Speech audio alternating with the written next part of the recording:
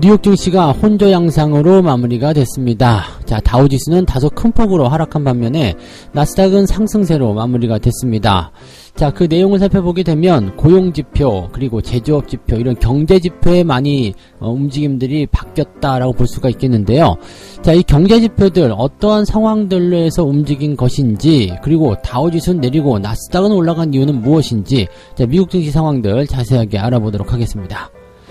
SK이노베이션이 배터리 부분 분할 소식이 전해지면서 주가가 뚝 떨어졌습니다. 이전에도 한번 나왔던 얘기 아닙니까? 네, 이전에도 나왔던 이야기인데 이번에는 이사회에 의결이 있었던 부분이 있었습니다. 자, 그에 따라서 주가가 뚝 떨어지면서 예전에 LG화학의 전철을 밟는 것이 아니냐, 자, 이제 매력이 떨어지는 건 아니냐, 이런 얘기가 나오는데, 반면에 또 분할이라고 해서 나쁜 건 아니다, 다시 올라갈 거다, 뭐 그런 얘기도 있습니다. SK이노베이션, 자, 주가의 어떤 움직임들 어떤 식으로 해석해야 되는지 알아보도록 하겠습니다. 외국인들이 이제 중국에서 국내 시장으로 들어오고 있다. 자, 외국인들이 하루 매수가 짜잔 하고 들어오니까 그냥 바로 중국 까면서 또 이 우리나라로 자금이 몰려오고 있다, 뭐 이런 식의 얘기가 나오는 것 같은데, 자, 중국에서 들어오는 것이다, 아니다, 환율에 대한 영향이다, 의견이 분분합니다. 자, 외국인들은 어디서 어떻게 왜 무엇 때문에 들어왔는지 한번 알아보도록 하겠습니다.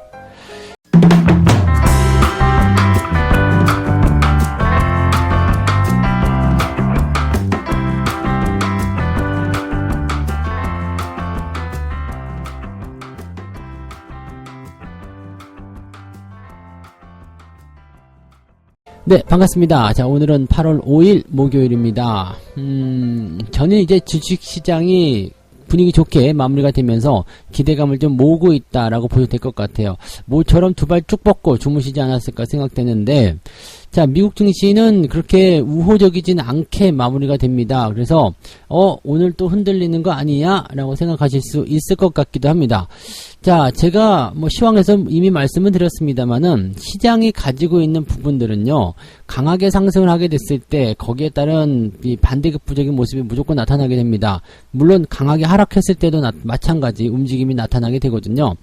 자, 이 주가의 상승이 단기적 기술적 반등인지 아닌지, 또 시장을 주도하는 업종, 주도하는 종목이 무엇인지, 누가 들어왔는지, 이거에 따라서 변화가 굉장히 크게 나타나게 되고 예측치도 달라지게 되는데, 일단은 국내 증시는 그냥 마음 놓고 쭉쭉 뻗어가기에는 조금 애매한 국면들을 많이 가지고 있었습니다. 그래서 그런 부분들이 꼭 다우지수의 영향뿐만이 아니라 우리나라에도 어느 정도 그런 단기 상승에 대한 부담감들을 충분히 표현해낼 수 있는 그런 상황들이다라고 보시는 게 맞을 거예요. 네.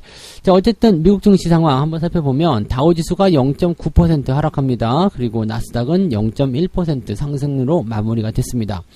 자, 출발은 둘 다 좋지 못했습니다. 일단은 마이너스로 출발했다가 다우지수가 살짝 올라가는 척 했지만 결과적으로는 장 마감 시점에서 하락으로 마무리가 됐고요. 나스닥 같은 경우는 하락 출발 이후에 상승, 다시 하락 전환, 또 다시 상승, 또 하락 전환, 그러다가 장 막판에 끌어올려지는 모습으로 마무리가 됩니다. 자, 두 개가 달라진 이유는 다우 같은 경우는 경기 부양, 경기 성장과 연관이 있다라고 보시면 될 것 같고요. 나스닥은 그것과는 조금 다른 개념이겠죠. 그래서 뭐 금리라든지 또는 이제 그 특정 종목군들에 대한 어떤 움직임들, 기술주, 실적 뭐 등등등과 연결이 좀 되어 있을 거라고 좀 보시면 될 것 같습니다. 그래서 그에 따른 부분들 자세하게 내용들을 알아보도록 하겠습니다. 자, 일단 우선적으로 봐야 될 것은 고용지표, 그리고 제조업 구매관리자, 서비스 구매관리자 지표네요. 이 부분들이 지금 발표가 됐는데 여기에 대한 내용들이 그다지 썩 좋지 못했다라는 이야기입니다. 지금 고용보고서에 따르면 민간 부문 고용이 지난달보다 33만 명 증가했다라고 되어 있습니다. 33만 명이요. 근데 이게 예상치 같은 경우는 65만 명 정도로 예상이 됐었고요. 지난달에는 68만 명이었거든요. 자, 이 정도면은 조금 애매한 거 아니냐라는 부분이 좀 나타나고 있죠. 그러니까 민간 부문에서 고용이 크게 감소했다는 얘기죠. 예측치 부위의 절반 수준밖에 미치지 못했다라는 얘기인데, 자, 이렇게 된다라면은 고용이 별로인 거 아닙니까? 이렇게 걱정스러운 이야기를 좀 해볼 만한 위치가 되었다라고 보시면 되는 거죠. 자, 또 한 가지, 노동부가 발표할 것에 따른 그런 예상치를 보게 되면, 일단은 신규 고용이 84만 5천 명이 나올 것이다. 이렇게 예측이 되고 있는 상태인데, 지금 그 ADP 이 고용보고서에서는 그 예상치의 절반밖에 미치지 못하는 그런 증가율을 보였기 때문에 이 노동부가 발표하는 고용보고서도 부진할 것이다. 자, 요런 내용들이란 말이에요. 그러면 고용이 안 좋으면 뭐가 문제가 되느냐? 일단 실업률에 대한 부분들 다시 올라가게 되겠죠. 실업률이 떨어져야지만이 경기가 좋아진다라는 그런 확신을 가질 수가 있는데, 실업률이 다시 올라가게 된다라면은 부담스러운 내용이 좀 될 수밖에 없겠죠. 그러면 일단은 네, 경기가 조금 후퇴할 수 있다, 이런 느낌들을 좀 가져갈 수 있는 내용이 되는 거고요. 자, 그 다음에 IHS 마켓에 따른 서비스 구매 관리자 지표, 요게 이제 59.9가 나타났습니다. 그래서 지난 예비치보다는 조금 올랐어요. 59.8이었는데 6월의 확정치, 즉 지난달보다는 많이 하락했어요. 지난달에는 64.6이 나왔었거든요. 그래서 이게 조금 안 좋게 나타나면서 좀 부담스러운데, 구매관리자 지표도 좀 안 좋은 것 같아. 서비스업 구매관리자이기 때문에, 사실 서비스 같은 경우는 그 4차 산업 또 그 이상으로 분류가 되죠.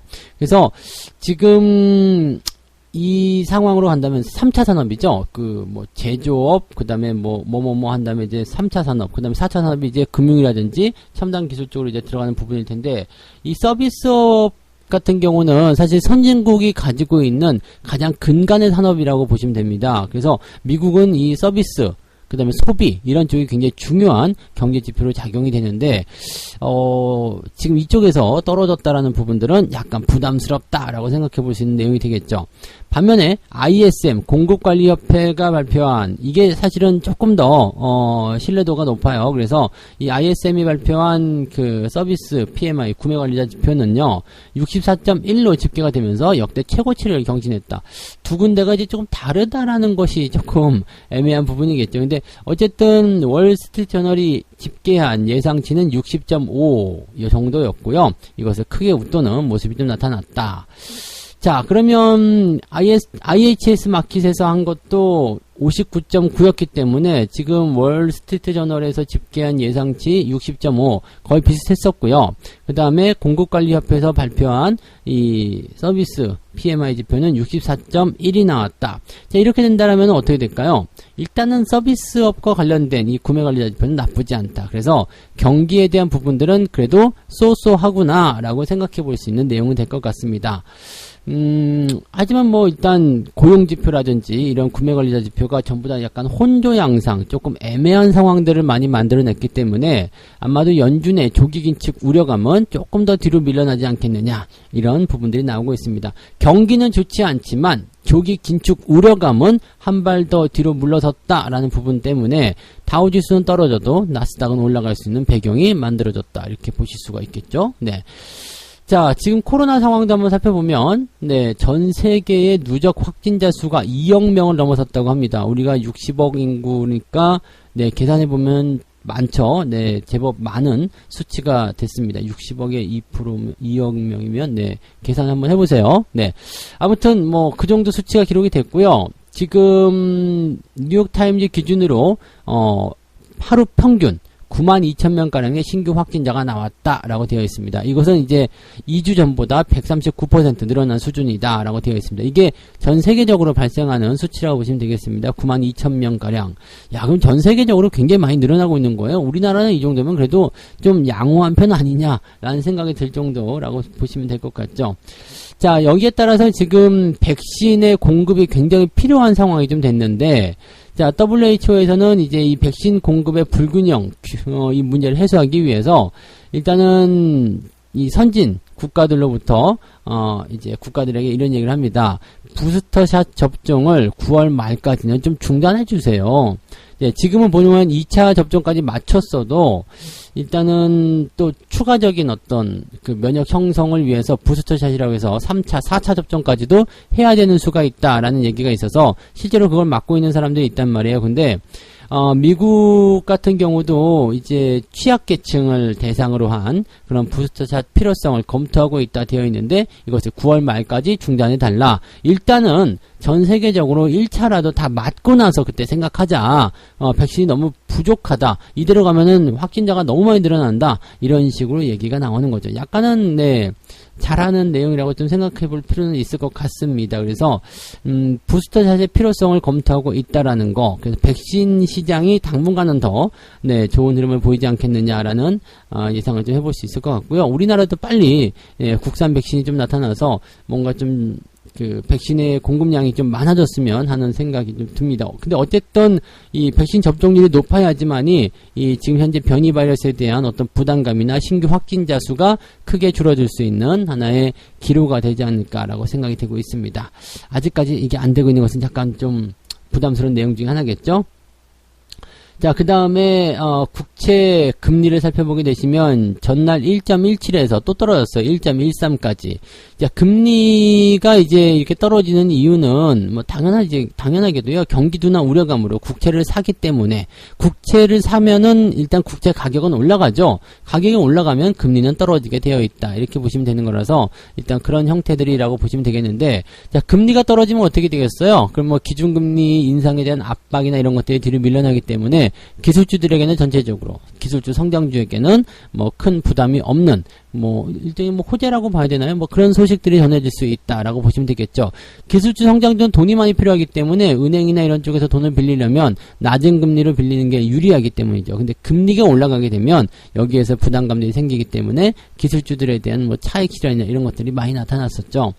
자, 그 다음에 이제 안전자산을 선호한다라고 합니다만은 지금은 일단 베이스에 경기 회복이 깔려있기 때문에 어느 정도 이제 국채를 몰려가는 그런 수요들은 제한적일 것이다라는 것이 지배적이겠죠. 그래서 그런 부분들이 나스닥을 끌어올리는 요소가 되었다 보시면 되겠습니다.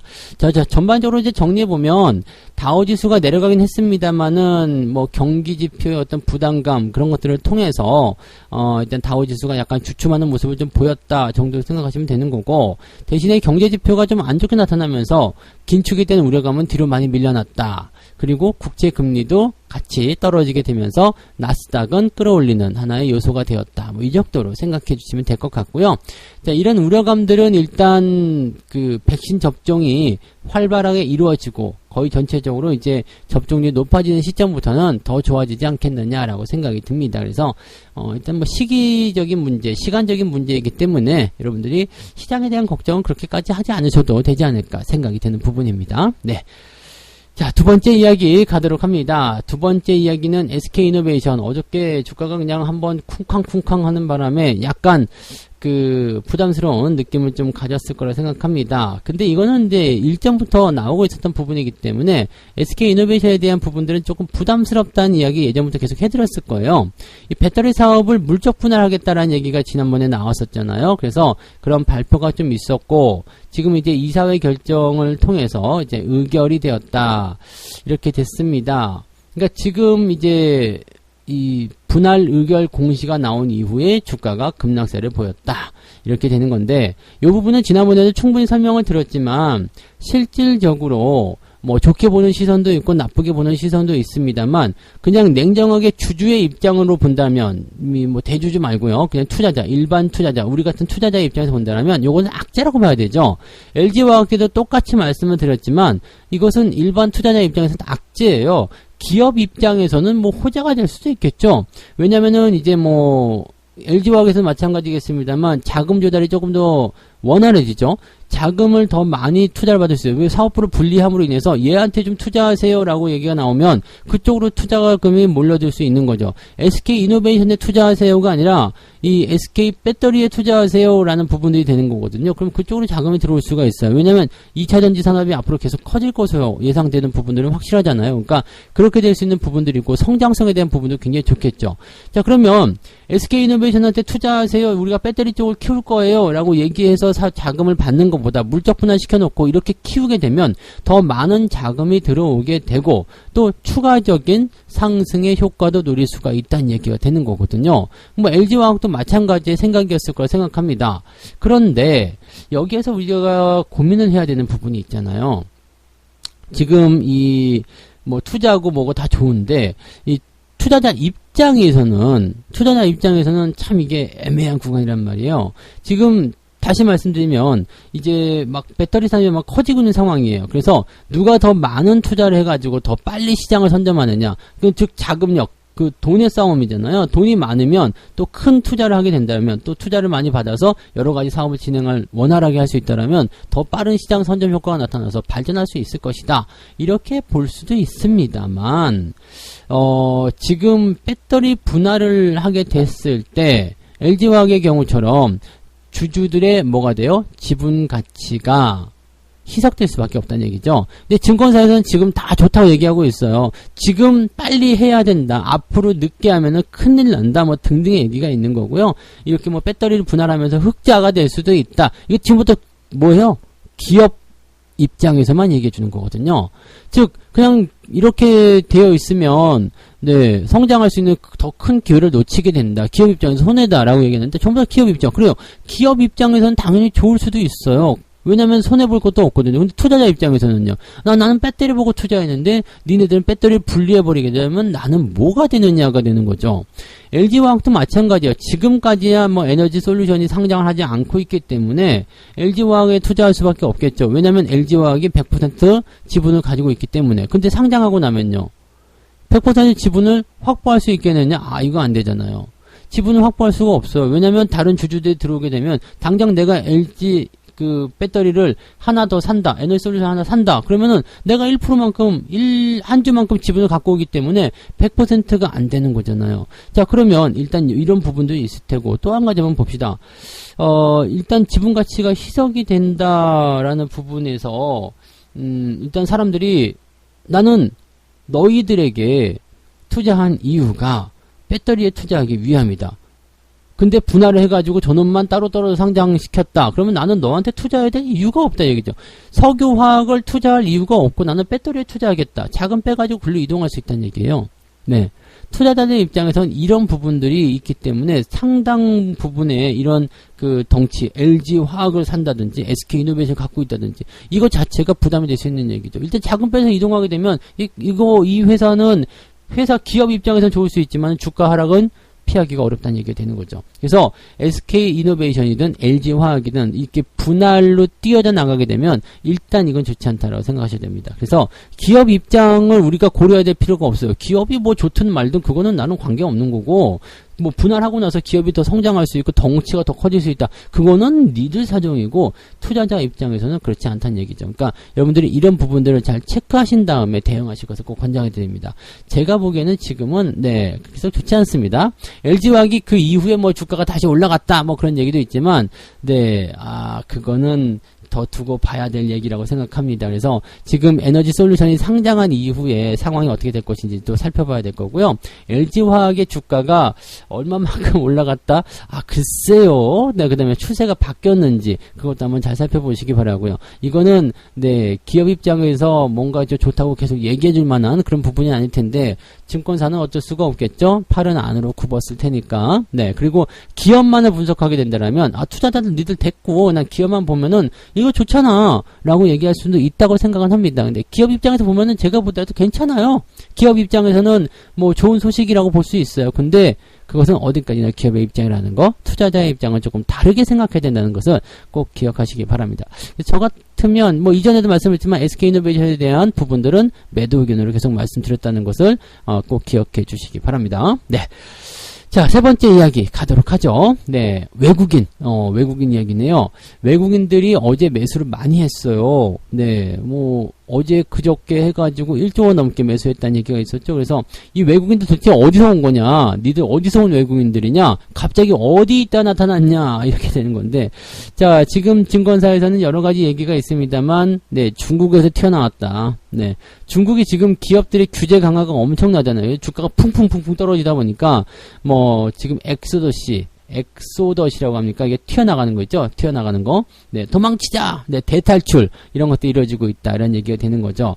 자, 중국 정부가 기업을 탄압하기 시작했다. 이게 압력을 가하기 시작했다. 그리고 그 분야가 계속 넓어지고 있다. 그러면 산업 전반에 걸쳐서 좋지 않은 소식이 전해질 수밖에 없습니다. 그래서 중국 증시가 떨어지는 상태, 이런 상황이 벌어지게 되면 외국인들 입장에서는 열받겠죠? 도망쳐야 되겠지. 주가가 떨어질 수 있으니까. 그래서 도망치고 있는 상태가 됐는데, 자, 일단은 전체적으로 시장 경제는 계속 올라가고 있는 과정이라 어디다 투자를 하긴 해야 되겠는데, 중국에게 투자하기는 어려운 것 같아. 그러면 다음 그 시각을 어디로 돌리겠냐 이거죠. 이게 신흥국 쪽으로 움직일 수 있다는 얘기죠. 가장 처음에는 중국과 동조화 현상이 일어나게 되면서 같이 떨어지지만 지금은 동조화 현상이 어느 정도 끝난 상태에서 중국은 규제가 계속 나오는 그런 뭐 악의 축 이렇게 되어 있는 거고, 상대적으로 그러면 억울하게 내려간 그런 국가들이 매력적으로 보일 수밖에 없다는 얘기죠. 자, 시장이 어떤 악재를 통해서 주가가 쿵 떨어졌어요. 그럼 다 같이 밀리죠? 다 같이 밀리게 되는데, 그 중심, 핵심이 된 그런, 뭐, 업종군들은 내려가는 게 당연하다 볼 수 있겠지만, 그냥 시장이 내려가니까 억울하게 떨어진 그런 기업들은 억울한 거예요, 진짜. 그러면 자기 가치를 찾아서, 야, 별거 아니다. 우리랑 관계없는 거였어. 라고 한다면 지들은 올라갈 수밖에 없는 거죠. 그러니까 이런 내용으로 보시면 되거든요. 지금 뭐 한국이나 대만, 이런 쪽으로 보게 되면은 이제 그런 모습이 나타날 수 있다는 얘기죠. 자, 외국인들의 매매 현황 살펴보게 되시면, 3월 달에 1조 원 넘게 팔았고요. 그 다음에 4월 달에 찔끔 샀죠. 그 다음에 5월 달에 8조 원 팔았고요. 6월 달에 7천억 팔았고, 7월 달에 5조 원 넘게 팔았고, 그러다가 지금 8월 달 들어서면서 갑자기 1조 4천억 순매수가 들어옵니다. 자, 많이 팔고 조금 사고 많이 팔고 조금 사고가 계속 진행이 됐었던 부분이었는데 지금 왕창 들어온 거예요. 연속적으로 제법 많은 물량이 들어왔어요. 자, 이렇게 됐다라면은, 자, 우리 증시 쪽에는 저런 식으로 들어오게 되면, 자, 이제부터 다시 한번 매수해 볼까 라는 느낌일 수도 있고, 아니면 이것도 그냥 일환이 아닌가, 어떤 뭐 기술적 반등을 만들어내기 위한 그런 어떤 움직임 아닌가 싶기도 하고요. 근데 생각보다는 좀 많이 들어왔어요. 1조 원대 매수는요, 지금 8월 초란 말이에요. 그러니까 1조 원대 매수는 제법 많은 그런 수치라고 좀 보실 수가 있는 내용이고, 또 추가적으로 더 매수가 들어올 수 있는 단계가 만들어지기 때문에, 자, 만약에 여기서 연속점만 더 가지게 된다라면, 네, 그러면 이제 7월달 매도 물량보다 더 많은 그런 매수 물량이 들어올 수만 있다라면 시장이 반등하는 것은 어렵지 않을 거라 보시면 되겠습니다. 신고가도 충분히 나올 수 있는 상황이라고 보시면 되겠죠. 그래서 지금 중요한 것은 외국인들의 연속성이 중요하다라는 것이 가장 중요한 부분이고요. 지금처럼 이렇게 좀 넓게 퍼지는 것은 괜찮을 것 같아요. 대신에 이제 삼성전자, 하이닉스에 대한 부분들은 조금 희석될 수도 있겠죠. 그래서 걔네들은 단기 고점에 따른 부담감으로 살짝 조정, 나머지 것들은 거기에 대한 어떤 반사이익이 되겠죠. 네, 그런 것들을 통해서 좀 탄탄한 지지선 또는 추세의 어떤 회복, 이런 것들을 만들어낼 수 있다라고 생각하시면 되겠습니다. 자, 증권사의 평가는 엇갈리고 있습니다. 지금 중국 자산에 대한 불안감 때문에 일단은 중국에서 빠져나와서 신흥국, 다른 나라 쪽으로 한국, 대만, 인도 이런 쪽으로 이동하고 있다, 이렇게 보여지는 부분도 있는데, 꼭 그것 때문이 아니라 환율 때문 아니겠습니까? 라고 얘기하는 시각도 있습니다. 자, 중국 영향도 있겠지만 이거는 뭐 확인되지 않은 거 아닙니까? 그래서 환율에 대한 영향이 더 크다. 환율 봐봐요. 지금 1140원대에 내려앉았지 않습니까?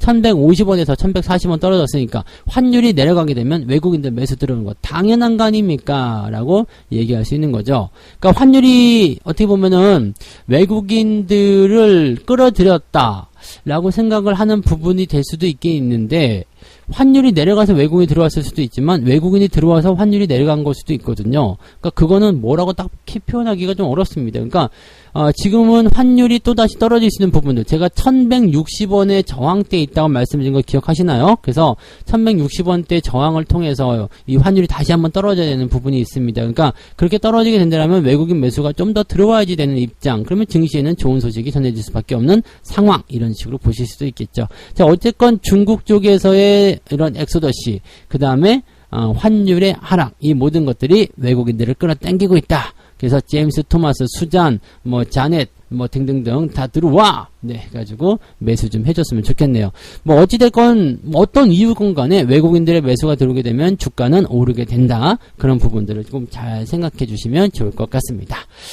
자, 이렇게 해서 오늘 세 가지 이야기 전달해 드렸습니다. 다우지수는 내리고 나스닥은 상승했는데 경제지표가 안 좋게 나왔다. 경제지표가 안 좋으니까 약간 경기 둔화에 대한 우려감이 생겨났고, 그리고 뭐 생각보다 이제 그 다우지수의 어떤 하락폭이 좀 크긴 했습니다만, 뭐 국채금리도 같이 내려감에 따라서 나스닥이 다시 상승하는, 즉 기술주 쪽에는 부담감이 많이 줄었죠. 그래서 그런 쪽의 상승이 나타나서 서로 엇갈린 형태의 모습이 만들어졌다라고 보시면 되겠고요.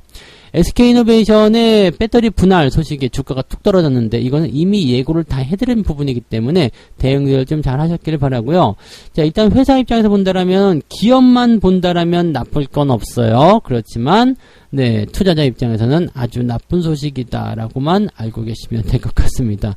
기업이 좋은데 왜 투자하면 안 돼요? 이거는 자금이 바뀔 수 있기 때문에 물적 분할을 통해서 그냥 새로운 덩어리가 생기게 되면 내가 투자하고 싶은 새로운 덩어리 생겼어요. 그럼 기존에 있는 덩어리에서 당연히 자금이 빠져야 되겠죠. 그래서 그런 부분들이 있다는 것도 참고하시기 바라고요. 어쩌면 이제 계속 좋은 얘기해서 붙잡아 놓고 지들만 빠져나가려는 아주 그냥 시커먼 속셈일 수도 있어요. 조심하셔야 됩니다. 네. 자, 외국인들의 매수를 두고서 의견이 분분합니다. 중국에서 들어왔냐, 아니면 환율 때문이냐, 별로 중요하진 않습니다. 어디서 들어오면 어떻습니까? 그냥 들어오기만 하면 되는 거죠.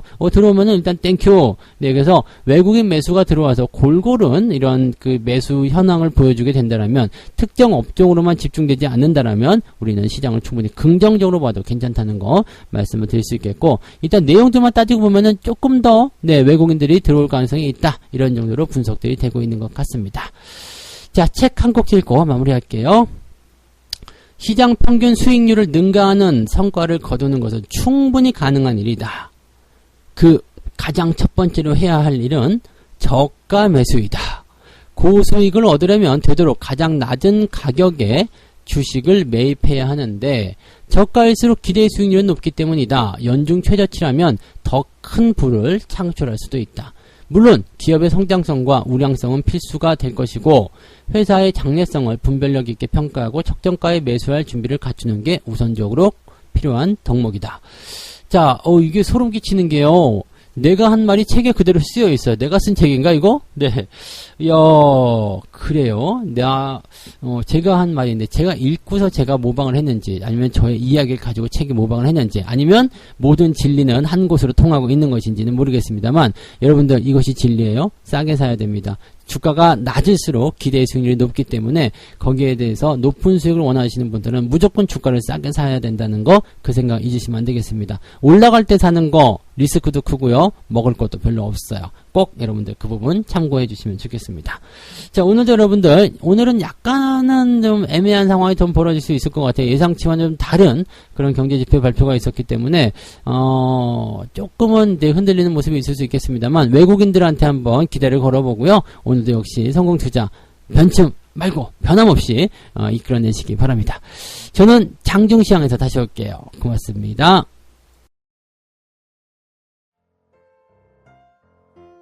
본 방송에서 제공되는 모든 정보는 투자 판단의 참고 자료이며 투자의 최종 책임은 본 방송을 이용하는 본인에게 있습니다.